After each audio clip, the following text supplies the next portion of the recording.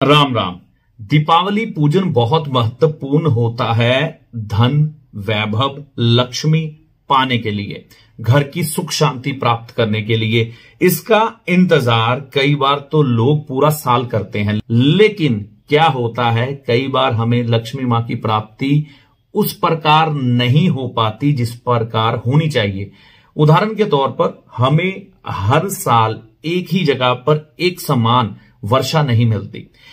क्यों होता है? सब ग्रहों के कारण। देखिए, इस बार शुक्र ग्रह जो है लक्ष्मी प्राप्ति के दिनों में, यानी कि दीपावली के दिनों में 2 नवंबर के बाद क्या हो जाएंगे? नीच हो जाएंगे। नीच के शुक्र में सुखों की कमी होती है, वैभव की कमी होती है, धन की कमी होती है, और कह सकते हैं कि हर तरह की भोग की वस्तुओं में कमी आ जाती है।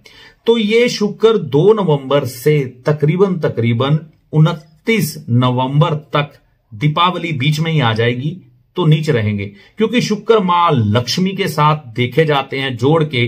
तो इसलिए ये दीपावली में हमें धन प्राप्ति के लिए कुछ विशेष करना होगा। जैसे सूर्य चांद का प्रभाव हम लोगों पर पड़ता है ना, जब सूर्य की रोशनी तेज हो तो हमें गर्मी लगती है ना, और जब आजकल के दिनों में सूर्य की रोशनी तो है वैसे ही, लेकिन कम हो जाती है और हमें सर्दी लगती है। इसी तरह से बाकी ग्रहों का प्रभाव हमारे शरीर पर पड़ता है। देखिए, सूर्य, चांद और सितारों का प्रभाव जैसे हम पे पड़ता है, सूर्य की रोशनी जून के महीने में ऐसी होती है, उसकी तपश के हमारा शरीर जल जाता है। इसी तरह से शुक्र का ये जो प्रभाव है ना, ये कुंडलियों पर तो पड़ेगा ही पड़ेगा, लेकिन ये ब्रह्मांडीय घटना है तो हर किसी पर पड़ेगा। दीपावली पूजन तो हर एक करता है इंसान जो सनातनी है।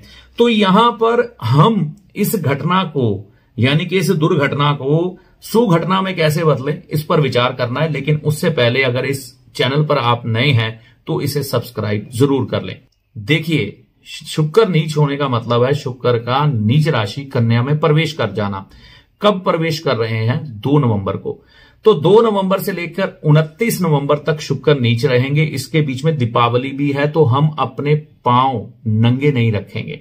काल पुरुष के अनुसार, लाल किताब के अनुसार जो शुक्र का उपाय है, सॉक्स या चप्पल कम से कम पहन के चलेंगे। नंगा पांव जमीन पर नहीं रखेंगे। खास तौर पर माताएं और बहनें इस चीज का ध्यान रखेंगी कि इन दिनों में 2 नवंबर से 29 नवंबर तक नंगे पांव जमीन पर बिल्कुल भी नहीं चलना है। इससे धन की कमी आ जाएगी। मतलब लक्ष्मी पूजन तो आप करेंगे, लेकिन वो प्राप्तियां नहीं कर पाएंगे जो प्राप्तियां होनी चाहिए लक्ष्मी पूजन से।